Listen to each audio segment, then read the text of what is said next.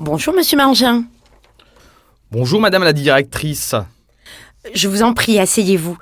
J'espère que Lucille et Maëlle sont satisfaits de leur nouvelle école. Ils s'y plaisent et les enseignants sont investis et prennent à cœur leur travail. Il y a néanmoins une grande nouveauté à laquelle mes enfants ne sont pas habitués. C'est la quantité de devoirs qu'ils ont quotidiennement. Leurs précédents maîtres ne leur en donnaient presque jamais.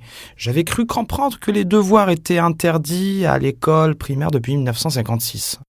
Alors, c'est vrai. Mais en 2001, il y a eu un décret pour uniformiser les pratiques.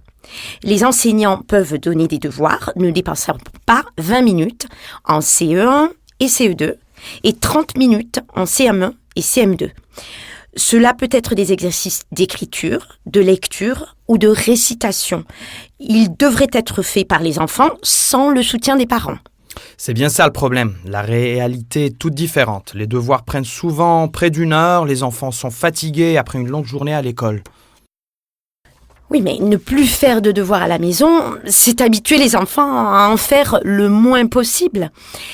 Il s'agit de faire comprendre aux enfants que le travail, les efforts sont nécessaires dans la vie.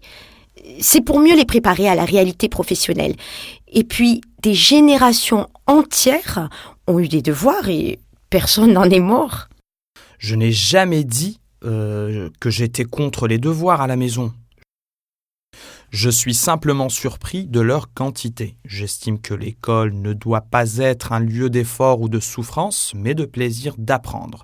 Je partage l'opinion de Michel Tardy qui déclare que l'éducation ne consiste pas à gaver, mais à donner faim. On apprend mieux quand on éprouve du plaisir et de l'intérêt. Certes, monsieur Mangin, mais les devoirs sont indispensables pour approfondir les connaissances. C'est comme dans le sport, si on veut progresser, il faut s'entraîner. Je comprends bien. Ce que j'essaie de vous dire, c'est que ma femme et moi-même travaillons et nous venons chercher les enfants à la garderie à 18h. Le temps de rentrer, manger, prendre le bain, il est déjà l'heure d'aller se coucher. Nos enfants sont épuisés et cette surcharge de travail ne leur est pas bénéfique. Serait-il possible de mettre en place une étude afin que les enfants puissent faire leurs exercices à l'école ? Comme pour l'entraînement des sportifs, les élèves ont besoin d'équipements adaptés. Je vois. Le problème, c'est que notre budget est très serré et la mise en place d'une étude dirigée après les cours coûte cher. Nous pourrions peut-être en discuter lors du prochain conseil d'école avec les représentants des parents d'élèves.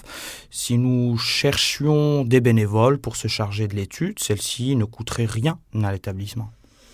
Rien ne vous empêche, en effet, de soumettre votre proposition lors de la prochaine réunion. Je n'y manquerai pas. D'ici là, pourriez-vous glisser un mot aux enseignants afin qu'ils diminuent les devoirs à la maison ? Vous aurez tout le loisir de le leur demander vous-même dans 15 jours à la réunion. Au revoir, monsieur Mangin. Soit. Au revoir, madame la directrice.